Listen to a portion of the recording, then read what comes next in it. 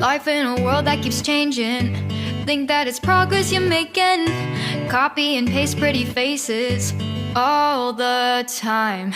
Pictures so perfect we play. Hello everyone, welcome to Anointed Lady TV, the home of news and politics. If it is your first time in this channel, you are highly welcome. Thank you so much for stopping by. And if you like what we do on this channel, hit on the subscribe button, also put on the notification bell so you'll be notified by YouTube anytime we drop a new video. And if you are returning subscribers, thank you very much for always coming back to watch our videos. On this platform, we drop videos every day and we react to every video that come our way. And on this very video, I will be watching with you. And after watching, let's go to the comment section and drop our opinion constructively. Like our videos and also share our videos if possible. See you next time in my next video. It's a joy to see you live and looking well after looking after superintending over 2 elections in Nigeria. And I'm sure that it adds to your gray hair when you superintend over any election in Nigeria, because it's a madhouse in there from all of what we have seen. Now, please help us look back. 2 elections that you looked over, you superintended over. And now Mahmoud Jega has superintended over another election, just the last one recently. When you look back, what are the things that you know Nigerians complained, especially during your own tenure? 2 things that they said were most critical, because everybody said the elections were not free and fair. This one as well has been said to not be free and fair. What is it about our election that makes it such that no matter how hard the person in charge worked, we still end up with elections that are described as not free, not fair? Thank you very much, Kayode. I think it is important that we as Nigerians recognize that all stakeholders have a role and responsibility in bringing about free, fair, and credible elections. And quite often, people just assume that it is INEC that has that responsibility. Yes, INEC has the primary responsibility to conduct good elections impartially with a level playing field, but if our politicians have a mindset of engaging in elections to win by hook or by crook, and do everything possible to throw spanners in the works or to compromise officials in terms of bringing pressure to them or trying to induce them monetarily, then obviously, no matter what you do, there will continue to be challenges with the integrity of the elections. So, for example, our constitution is very, very clear about this issue of cross-carpeting. A constitutional provision, I think section 68, subsection 1G, is very, very clear that anybody who, after being elected, leaves and moves into another party, his seat automatically becomes vacant. Of course, there is a proviso which says that unless there is a crisis in the party and or there is a merger of 2 or more parties. Now, but what we have seen, is that politicians recklessly move. In fact, not just legislators, now even governors, a few years into their tenure, will simply move into another party very opportunistically. And unfortunately, because they are moving to the ruling parties, their seats are not declared vacant in such a manner that INEC can then conduct elections to fill the vacancy. So this reckless attitude and the mindset of our politicians certainly contributes significantly to undermining the integrity of elections. So I was just wondering, I haven't heard you mention what are the things on the side of INEC especially that makes it such that we get this feeling that elections just can't be free and fair? Because everybody points to, we know what the politicians do. They will play their games, and there will be violence, there will be a number of other things that would want to compromise. But in terms of the result, at the end of the day, there's consistent allegation that INEC is compromised, INEC is compromised. What is it that makes it so easy for people to believe that INEC is truly compromised? Look at this last election and see what happened. When the president, the chairman of INEC, made a commitment that the results will be announced and it will be done in a particular fashion, and it's not done. That meant that people were able to find it easy to say that INEC was compromised. Well, I made the point I made earlier just to emphasize that INEC obviously is not perfect, and there are a number of issues that we still need to get right. For example, the logistics, we still are not able to have a very, very smooth process of deployment and retrieval of election materials on election day. And obviously, when people are frustrated having come out to vote and there are significant delays, either they become frustrated or they develop a perception that they are being excluded. Also, sometimes you plan something and you are not able to achieve it, like what has happened in the 2023 elections, which I think is what you are alluding to. INEC promised to ensure a transmission of results on the IREV in order to give additional transparency to the process so that people can view the results as they come in. Obviously, there have been challenges because the IREV did not work perfectly as was expected.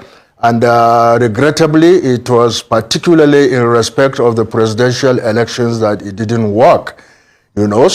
But I think the key issue is to interrogate what exactly happened, why IREV did not work as planned. I feel that that is something that really we need to understand before we begin to apportion blames. Okay. Real quickly, sir, let's take a look at our electionary process, even from your time. It looks as though we've not been able to solve these problems. These challenges were, even in your time, there were big problems with the card reader, if my memory serves me right then. And now we're talking about a new system of authentication of elections, and we are still having questions around the processing. For instance, like the last election, where the INEC chairman went to Chatham House to say, oh, the process will be XYZ. But all of a sudden, the presidential election, we saw what happened. I mean, let's speak to processes and the confidence in the electoral system by the citizens. Because we have by-elections coming now. And in those same elections, the INEC chairman is still saying the things he said before the general elections. But people are taking it with a pinch of salt.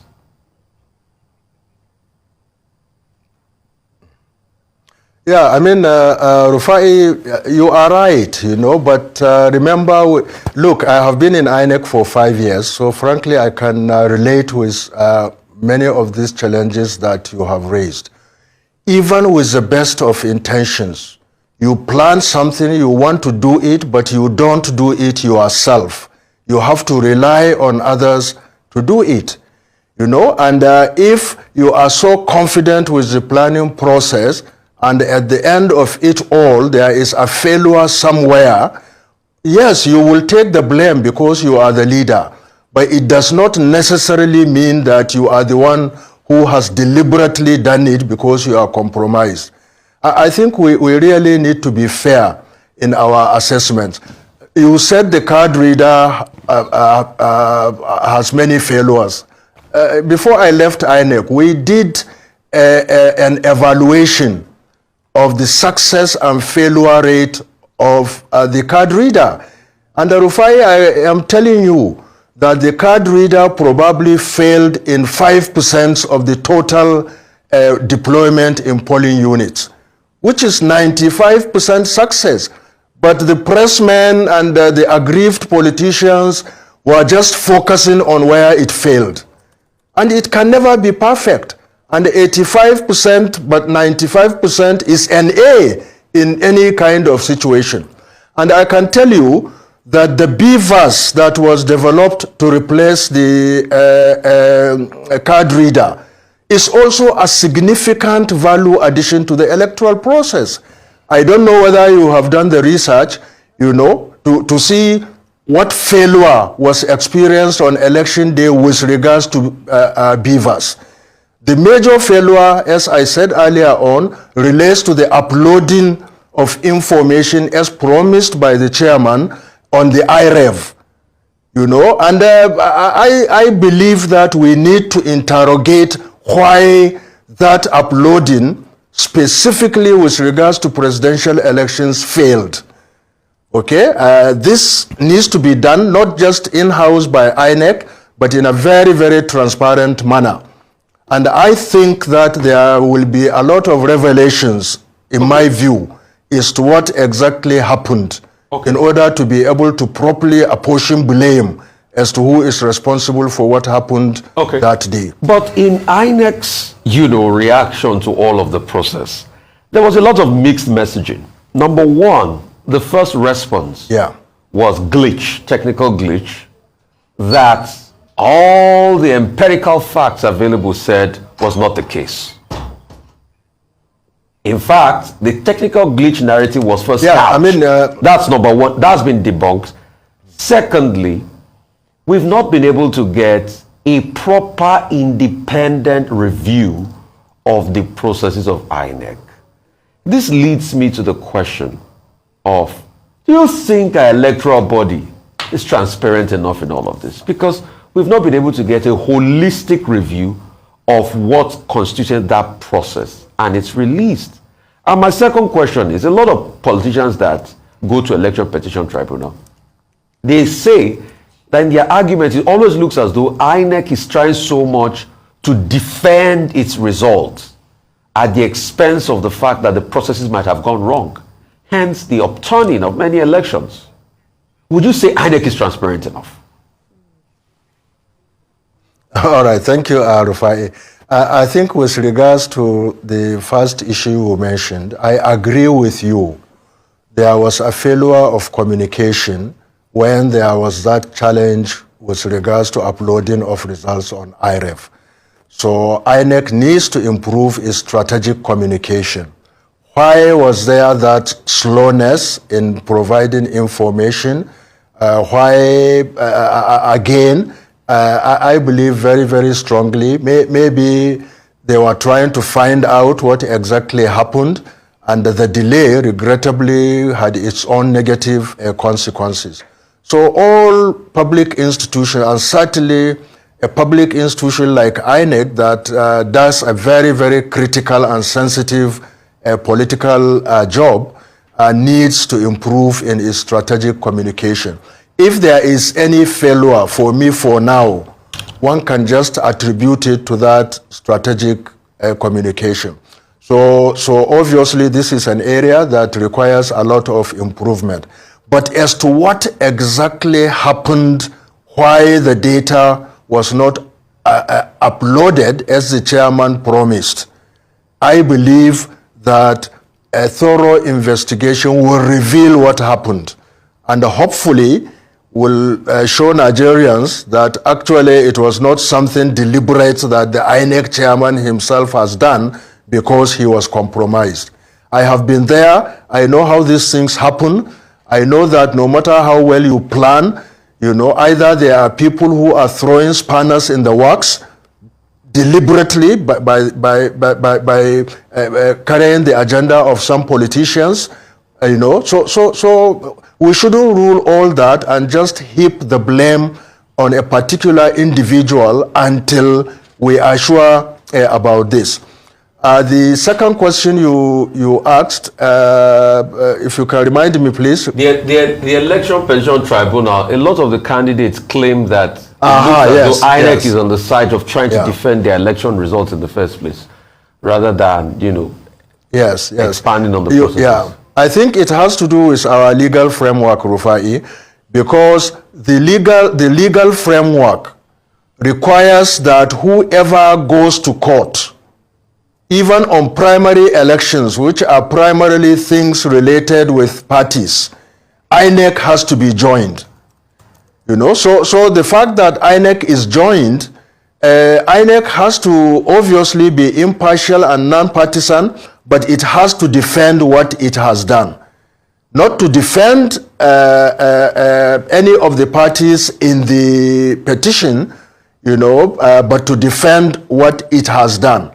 So, but the fact that there are so many litigations and petitions, to my mind, does not really tell us much about the integrity of the elections. Our politicians, because of that mindset which I mentioned earlier on, are very litigious. I think that's what the lawyers call it, litigious, and they go to court under any pretext. And once they go to court, they join INEC. So INEC is always in court, and obviously it has to try to defend what it has done. The only hope is that INEC will do this with impartiality and non-partisanship in that regard. Ladies and gentlemen, good day, my brothers and sisters, my mommies and my daddies over there.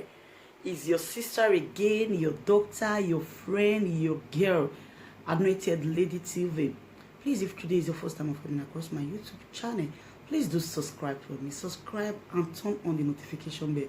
So each time I upload any video, you will be notified. So in this my channel, I will be bringing up many things to you in which you will benefit from it. I do talk show, I do news, anything you want to talk about, I am into it. Please subscribe and turn on the notification bell. So each time I upload any video or each time I'm on live on YouTube, you will be notified. Thank you very much for always being there for me. Please do subscribe for me, and as you do so, God will richly bless you and meet your heart desire. Thank you very much. I love you all. Yes, so my people, as I tell una say I go come back, I don't come back, una welcome back. As una see that video, una watch, how una see am. I want una leave una comment for the comment section there. Una tell me how una see the matter, whether it good or it bad. If it good, make una let me know. If it still bad, make una still let me know. I need to bring and come give una wey be my people wey dey here. Make una follow me shook mouth put whether it dey good or it dey bad. So if it dey right, una still leave una comment below. If it dey bad, una still leave una comment below. Una remember say everybody gets freedom of speech. Okay, all right. Thank you very much. So if you dey watch me, you never subscribe, my brother, sister, I beg you in the name of God, make you hit that red button and turn on the notification bell. So each time I upload any video, you will get notification and you will constantly watch me. Thank you very much. See you again in my other video. I love you all. Bye bye.